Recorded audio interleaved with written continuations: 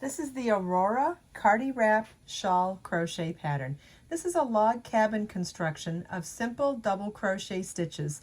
This modular construction allows the long striping of this colorful yarn to shine. You will need 918 yards of number 4 worsted weight yarn and a J10 or 6mm crochet hook. This beautiful project is shown in Be So Vivid yarn, my number 4 worsted weight self-striping yarn that is 70% cotton, 30% acrylic, and it is shown in color Bonfire Serenade. You will need 3 balls to make this project.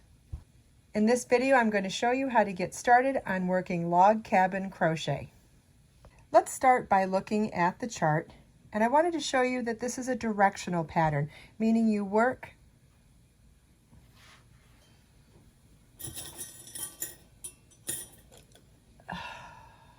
So we start with this small square here that's worked back and forth in rows. That's the first one. You start with this chain and then work back and forth in rows of double crochet.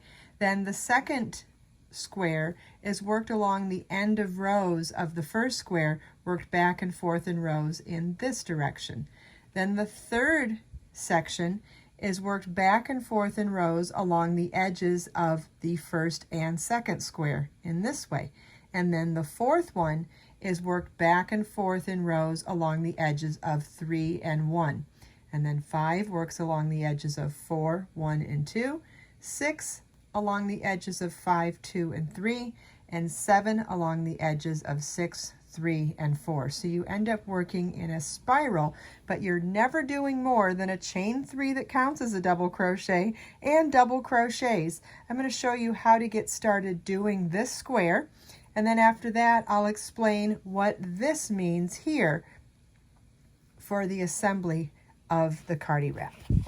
All right, so let's go to our yarn now. I mentioned that the sample shown was in Be So Vivid yarn in colors Bonfire Serenade. And in the sample today for the tutorial, I'll be using colorway Strike a Rose. You can find all 15 colors of this yarn on my website. Okay, you're going to start by tying your yarn to your crochet hook. You can use a slip knot, a square knot, it does not matter, whichever works best for you. And for the first square, we're going to start with a chain 12.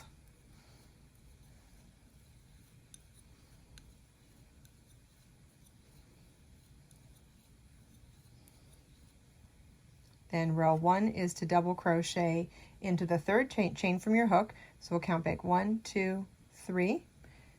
Double crochet is yarn over your hook, insert your hook in the chain, yarn over, pull up a loop, yarn over, pull through 2 loops on your hook, yarn over, pull through 2 loops on your hook. Then you want to double crochet into each chain across.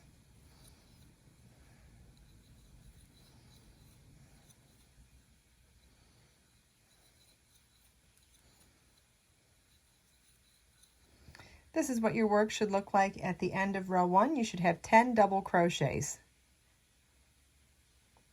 Row 2 begins with a chain 3, which counts as a double crochet. Turn your work and work 1 double crochet in each stitch across.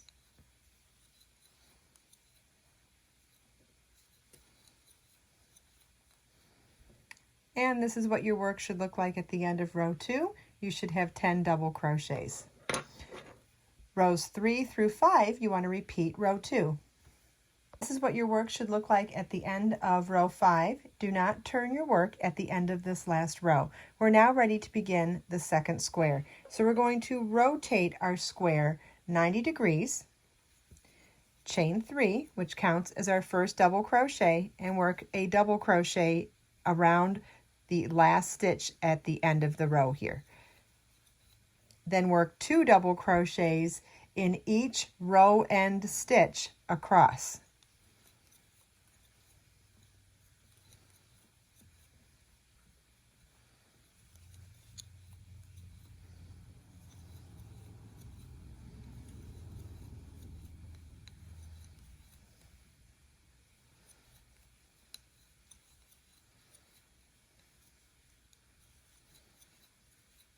Okay, that's the first row of your second square, and you should have 10 double crochets.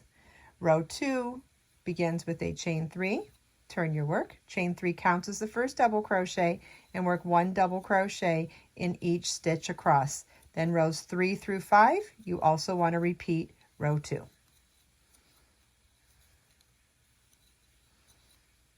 This is what your work should look like at the end of the second square. We worked 5 rows from along the edge of the first square, and you should still have 10 double crochets, and at the end of that 5th row, you don't want to turn your work. We're ready to begin the 3rd rectangle now, which means we're going to rotate our square 90 degrees, chain 3, which counts as our first double crochet, and work 1 double crochet in that row end stitch. Then work 2 double crochets in each of the next 4 row end stitches.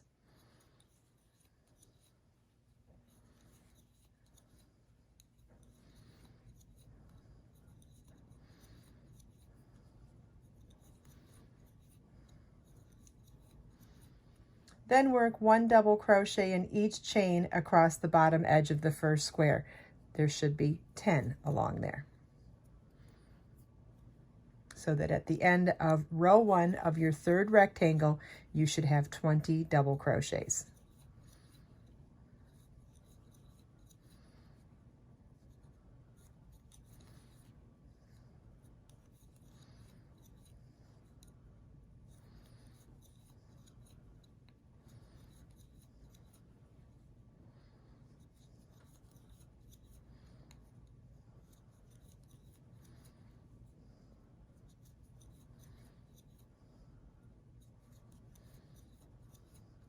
This is what your work should look like at the end of row 1 of the 3rd rectangle, and you should have 20 double crochets.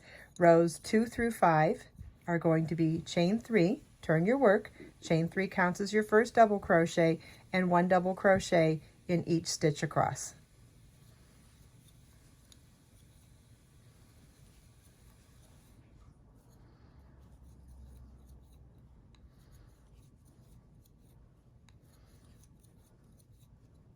This is what your work should look like at the end of row 5 of the 3rd rectangle. Aren't the color changes so pretty so far? At the end of this row, you should have 20 double crochets, and at the end of the 5th row, you do not want to turn your work. We're now going to pivot our work 90 degrees to now work the 4th rectangle. And so for this one, we're going to work along the end of rows of that 3rd rectangle and of the 2nd square. So we're going to start row 1 of the 4th rectangle with a chain 3 that counts as a double crochet, and work a double crochet in that same row end stitch, 1 double crochet into each of the next 4 row end stitches across that 3rd rectangle, and then continue on and do the same thing across the first square. At the end of row 1, you should have 20 double crochets. This is what your work should look like at the end of row 1 of the 4th rectangle. You should have 20 double crochets. Rows 2 through 5, you're going to chain 3. That counts as your first double crochet. Turn your work and work 1 double crochet in each stitch across. This is what your work should look like at the end of the 4th rectangle. You want to not turn your work at the end of row 5, but simply pivot your work so that we can now work along the end of rows here. Notice how we're doing the same thing, but just have to alter how many stitches we're doing at the end or at each row. So starting this section now, we're going to work 2 double crochets into each of the row end stitches across this section. We're going to work 1 double crochet into each double crochet across this section, and then work 2 double crochets across each row end in this section. And that is the rule that's going to apply to each log cabin addition as we go forward. You could actually work this pattern into a gigantic afghan just by following this log cabin's construction if you decided to do something other than the Cardi wrap. So there are lots of other options once you get started on this pattern as well. It's designed to be super easy by doing 5 rows per section. Okay, chain 3 counts as our first double crochet into that same row end stitch, 2 double crochets into each of the next 4 row end stitches,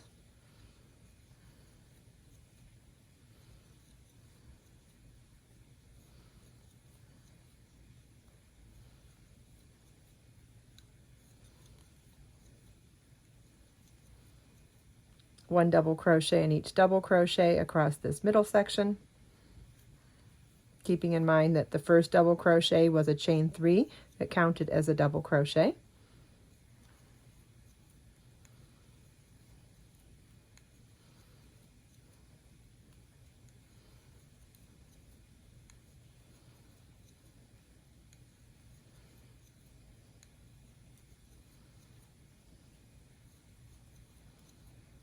And then 2 double crochets in each row end stitch across this section. At the end of row 1 of the 5th rectangle, you should have 30 double crochets. And that's what it should look like. And for rows 2 through 5, you want to chain 3 and 1 double crochet in each stitch across. Okay, this is what your work should look like at the end of the 5th rectangle. My goodness, this is so pretty. So we started here, worked up in rows, then we worked along the side here and worked back and forth in rows, then we picked up along here, worked back and forth in rows, then we picked up along here and worked back and forth in rows, and then picked up along here and worked back and forth in rows. And no matter how big you want to make this, this is the exact way you're going to pick up and work along this, then pick up and work along here, and so on and so forth. You could make it large enough to be a shrug that you would sew and make the armholes. You could make this large enough to make it a baby blanket or a full-size Afghan. You could keep going and make it any type of a project. If you're going to make it into the Cardi wrap, you'll want to work these squares through the 7th section. And let's go back to the chart so I can show you what I mean. Okay, so you're going to continue on in this fashion for the 6th rectangle and the 7th rectangle. On the first 2 motifs, you'll want to complete that and fasten off. On the 3rd one, you don't necessarily have to fasten off, because at that point, we're then going to join them all together in log cabin construction again. So let's say you have all 3 of your squares done. You could fasten off all 3 as well. It doesn't matter. My point is, it doesn't matter. So then to do the 8th rectangle, you're simply going to work along the edge of one of the squares. Then without doing anything different, no decreases, no increases, no adding anything at all, just simply continue and work across the edge of the next square, and then work across the edge of the next square. Follow along with the pattern. The stitch count is written for every single one of these rows, so if you have questions about whether you did it right or not, no problem. It's all there in the pattern as well. But keep in mind, if you're working across stitches, if you're working on top of stitches, it's 1 to 1. 1 double crochet in each double crochet. And if you're working along row end stitches, it's 2 double crochets into each row end stitch. It's the same thing we've done since the beginning of this project, and it's what you're going to do throughout. So once you have the 3 squares, you work along one edge for the 8th rectangle, then the 9th rectangle is picked up along the end of the 8th rectangle and along the edge of the 3rd square.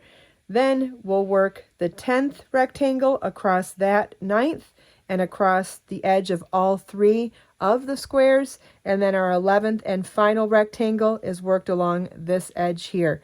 There is also an edging to this pattern, and the edging is worked slightly differently on the 2 short ends and along the wide end. So let me show you the 2 different stitches that we'll be combining for the edging, but you're going to work around the entire perimeter. So along, let's say we're doing the long edges, it would be chain 1 and single crochet in that first stitch, chain 3, 2 double crochet, cluster in the same stitch, yarn over your hook, insert your hook, yarn over, pull up a loop, yarn over, pull through 2, yarn over, insert your hook in the same stitch, yarn over, pull up a loop, yarn over, pull through 2, yarn over, pull through all 3 loops on your hook, skip the next 2 stitches and single crochet in the next stitch, chain 3, do it one more time, 2 double crochet, cluster in the same stitch, skip 2 stitches and single crochet in the next. And you'll want to repeat that scallop edging along the whole edge of one of the longer sides of the shawl. And then to do the fringe for the shorter sides, I'm just going to show you how to do one of those right here too. It's chain 10.